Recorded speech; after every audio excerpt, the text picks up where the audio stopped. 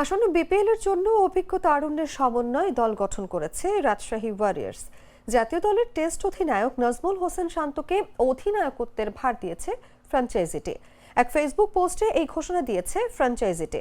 BPL নিলামের আগেই শান্তকে direct শাইনিংয়ে দলে ভিড়িয়েছিল তারা।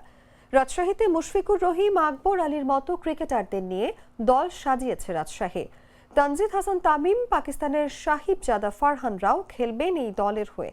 আগামী 26শে ডিসেম্বর শুরু হতে যাচ্ছে বিপিএল এর দ্বাদশ আসর। উদ্বোধনী দিনই স্বাগতিক সিলেট টাইটান্সের বিপক্ষে মাঠে নামবে রাজশাহী ওয়ারিয়র্স।